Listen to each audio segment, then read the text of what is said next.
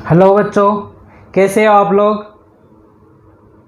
पिछली वाली क्लासेस समझ में आ रही है या ऐसा ही है कि मैं पढ़ाए चला जा रहा हूँ और आप लोग पढ़े चले जा रहे हो, पुराना कुछ आ ही नहीं रहा।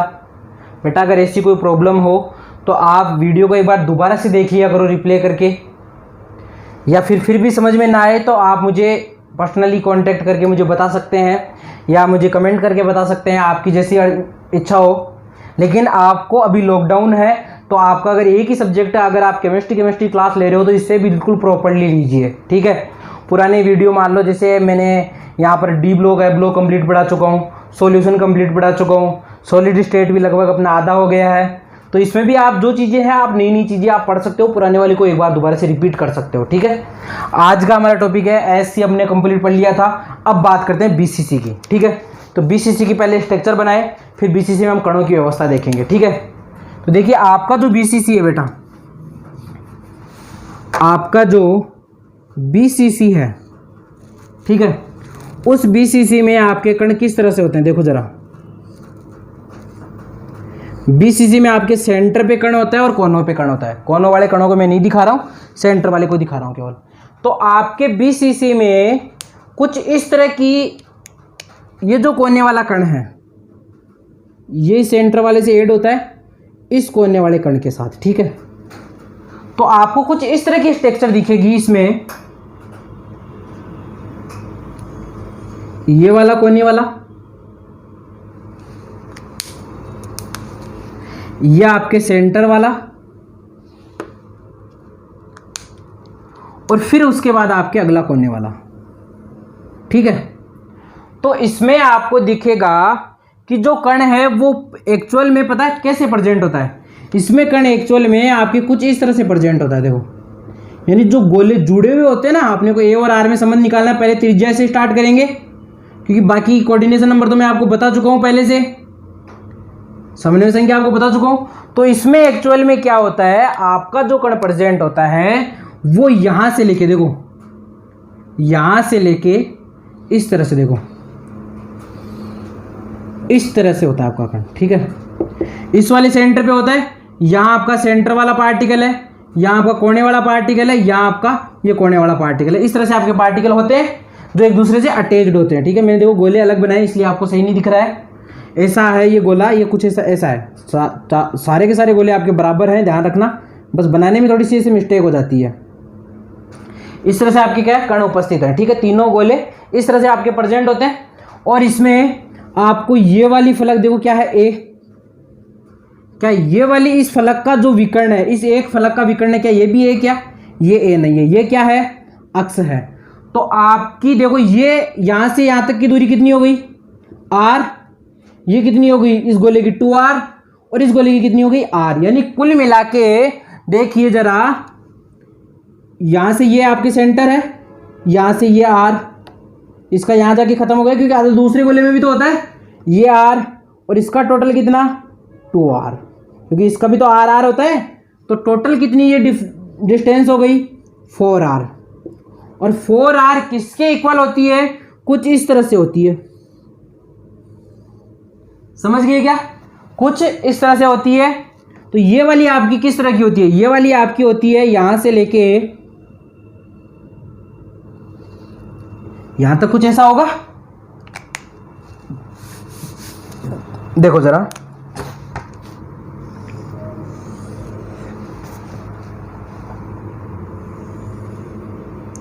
ये तो आपकी 4 है, ये आपकी ए है जो एक भुजा है,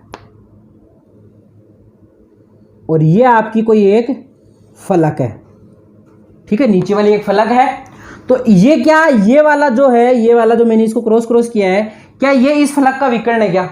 तो इस फलक की विकर्ण की दूरी जो है वो ये भी ए है, ये भी ए है, ये भी ए है, ये भी है। तो ये तो ए होने से ये तो ज्यादा होगी, तो ये कैसे होगी, पाइथागोरस प्रमेय जानते हो। पाइथागोरस प्रमेय इस त्रिभुज में अगर इस तरह से पाइथागोरस प्रमेय लगाते हैं अपन लोग, कोई 90 डिग्री का एंगल के साथ है, इस तरह से देखो 90 डिग्री के एंगल के साथ है, ये वाला 90 है, ये भी ए है, ये भी ए है, और ये अक्ष। तो ये कैसे निकालते हैं पाइथागोरस प्रमेय से, अक्ष बराबर क्या हो जाएगा, रूट ए स्क्वायर प्लस ए स्क्वायर हो जाएगा। निकल के क्या आएगा, यहां से अक्ष बराबर √2a का स्क्वायर। क्या निकल के आएगा? √2a का स्क्वायर। देखो रूट को हटाएंगे तो एक का तो हट जाएगा, 2 का रूट वैसा का वैसा रह जाएगा, तो अक्स बराबर क्या आ जाएगा? a√2 आ जाएगा क्या? तो क्या ये वाली जो वैल्यू है, ये वाली क्या a√2 आई क्या यहां पर? ये वाली वैल्यू a√2 आई। अब आपने देखो क्या क्या निकाल लिया।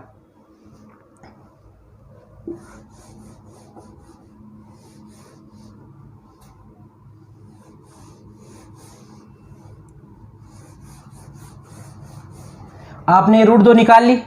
देखो जैसे ही आपने √2 निकाली तो देखो आपके पास कुछ इस तरह की स्ट्रक्चर बनी थी क्या? ये आपकी 4r है, ये आपकी a है, ये a√2 निकाल लिया आपने।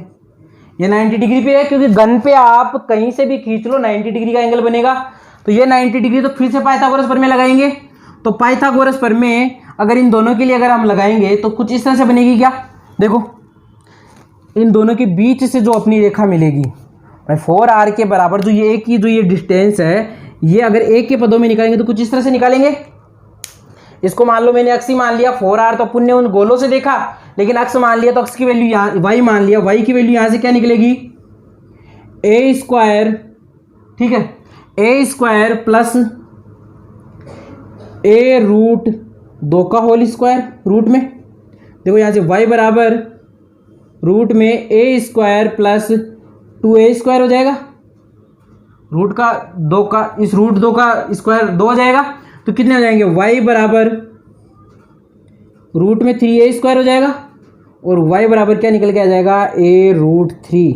यानी ये जो 4r जो डिस्टेंस है ये किसके बराबर है? a√3 के बराबर है। किसके बराबर है? a√3 के बराबर है। ये कोई समकोण त्रिभुज में आपको देखो समकोण लग नहीं रहा होगा, लेकिन एक्चुअल में होता क्या है? समकोण होता है। कैसा होता है? समकोण ही होता है। ठीक है, तो ये 90 डिग्री का एंगल, ये a√2, तो a√2 क्या आपने निकाली? y बराबर क्या आ गया? इसके बराबर हो गई है 4r बराबर a√3 आ गई। आपने 4r देख ही ली थी, कुछ इस तरह से दी, इसकी 2r, इसकी r और इसकी r, 4r हो गई है टोटल। तो 4r बराबर क्या आ गया? a√3।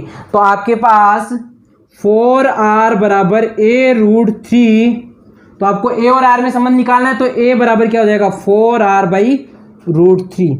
ये आपका BCC का त्रिज्या और उसकी जो एक किनारा है, एक किनारा या एक भुजा और उसकी त्रिज्या के मध्य संबंध क्या आ गया? 4r/√3। ऐसे में याद करो क्या आया था? a बराबर 2r आया था बेटा। क्या आया था? a बराबर 2r आया था। क्या यहाँ से समझ में आ गया क्या a कैसे आया? सिंपल सा है बेटा। देखो तरीका, पहले मैंने ये मुझे a पता थी, ये मैंने निकाली, इन दोनों से निकाली, तो a² प्लस a² से निकाली, a√2 आ गई। मुझे निकालनी कौन सी है? ये वाली निकालनी है। तो ये वाली 4r के पदों में दे रखी, लेकिन एक के पदों में नहीं दे रखी, तो एक के पदों में कैसे निकालूंगा? a और a√2 का होल स्क्वायर मैंने किया, a√3 आ गया। तो 4r बराबर क्या आ गया? a√3। और जब मैंने एक की वैल्यू निकालनी तो √3 को इधर भेज दिया, तो a बराबर क्या आ गया? 4r/√3। क्या a और r में संबंध आ गया क्या? अब यहां से हम निकालते हैं संकुलन प्रभाज। क्या निकालते हैं बेटा? संकुलन प्रभाज। संकुलन प्रभाज निकालेंगे, फिर संकुलन समता निकालेंगे, फिर रिक्त प्रभाज निकालेंगे, फिर रिक्त समता निकालेंगे, और सबसे लास्ट में इसका क्या निकाल देंगे? घनत्व निकाल देंगे। क्या निकाल देंगे? घनत्व, जो मैं पहले से बता चुका हूं आपको घनत्व। आप लोग ही बताओगे मुझे घनत्व, तो ठीक है। देखो देखो पहले निकालते हैं संकुलन प्रभाज। PF लिख दूं सीधा, क्या होगा? एकक कोष्टिका में उपस्थित कणों द्वारा घेरा गया आयतन, कणों का आयतन वॉल्यूम भी लिख दूं सीधा, बटा एकक कोष्टिका का आयतन। तो एकक कोष्टिका का आयतन तो वही a³ होगा, a³ होगा। कणों का आयतन कितना होगा? कितने कण उपस्थित है BCC में? 2 कण है, 2 × 1 कण का कितना? 4/3 πr³ बटा a³ कितना है? a कितना आया था? a बराबर आया था आपके पास अभी a बराबर 4r/√3। तो एक की जगह 4r/√3 लिख दूं। ये 4r√3 को भी ऊपर ले जाऊं क्या? यहाँ पर चलो यही रहने देता हूँ, √3 का होल क्यूब। इसको सोल्व करें, पहले नीचे वाले को सोल्व कर लेते हैं। तो क्या आएगा? देखो 4 दूनी 8/3 πr³। इसका देखो 4r का कितना हो जाएगा? 4 × 4 × 4 ऐसे लिख दूं क्या? आपके अच्छा रहेगा। r³ नीचे वाले का क्या हो जाएगा, √3 गुणा 3 हो जाएगा क्या, क्योंकि 3 बार रूट लिखेंगे तो 2 रूट से तो 1 3 बन जाएगा, 3 √3 हो जाएगा। अब देखो इस 3 से 3 गया क्या, गया। इस r³ से r³ गया, इस 4 से ये गया 2 बार, और इस 2 से ये गया 2 बार। कुल मिला के क्या क्या बच गया, देखो सीधी सी बात करूं मैं तो मेरे पास क्या बच गया, ऊपर तो बच गया √3 पाई, नीचे क्या बच गया 2 गुणा 4, मतलब 8 बच गया क्या टोटल। यानी कुल मिला के बचा क्या है मेरे पास 1.732। √3 का मान कितना होता है 1.732 गुणा 3.14, ये पाई का मान बटे 8। जब इसे आप सोल्व करोगे तो आपके पास आएगा 0.68। बेटा मैंने पहले से सोल्व कर रखा है इसलिए मैंने सीधा लिख दिया 0.68। अब आपको पी निकालनी है, संकुलन समता बीसीसी की, तो 0.68 गुणा 100 कितना हो गया 68%। अब आपको रिक्त प्रभाज निकालना है, रिक्त प्रभाज तो क्या हो जाएगा, रिक्त प्रभाज क्या हो जाएगा बताओ, 1 माइनस 0.68 कितना हो जाएगा 0.32। रिक्त समता, रिक्त समता अगर मुझे निकालनी है तो क्या हो जाएगा 0.32 इंटू 100 कितना हो गया 32% हो गया क्या। संकुलन क्षमता क्या बोलती है, कितना कणों के द्वारा घेरा गया आयतन कितना है, यानी कणों ने कितना भर दिया, बीसीसी में 68% भर दिया है, कितना खाली रखा 32% खाली रखा है। घनत्व की अगर बात करूं डी बराबर क्या होता है, जेड का मान कितना 2 गुणा कैपिटल एम अपॉन ए क्यूब गुणा एन ए। यहां देखो ए की वैल्यू क्या होगी 4r अपॉन √3 से निकालना है ए की वैल्यू, समझ गए क्या। बीसीसी में ये वाली लगाएंगे ए की वैल्यू। अगर आपको ए सीधा दे रखा है, जैसे किसी क्वेश्चन में से मान लो आपको ऐसे बोल दे कि किनारे की लंबाई 10 एंगस्ट्रॉम है, किनारे की लंबाई 416 एंगस्ट्रॉम है, किनारे की लंबाई 512 नैनोमीटर है, तो किनारा क्या होता है ए होता है, तो ए सीधा लगा देना, ए की वैल्यू रख देना, उस वाले जमेले में पढ़ना ही मत आप, तो समझ गए क्या। लेकिन आर और ए में संबंध पूछेगा तो वो वाला संबंध तो लिखाना ही पड़ेगा, समझ गए क्या। ये आपका बीसीसी कंप्लीट हो गया है। बीसीसी में कणों की संख्या आपने पहले देख ली थी, क्या देखी थी 1/8 गुणा 8 प्लस 1 गुणा 1 कितने आ गए थे 2 कण, तभी तो मैंने यहाँ 2 लिखाया भी, समझ गए क्या। ये आपका बीसीसी यहाँ पर कंप्लीट होता है। ठीक है दोस्तों, बात करते हैं नेक्स्ट क्लास में एफसीसी के बारे में। किसके बारे में, एफसीसी के बारे में।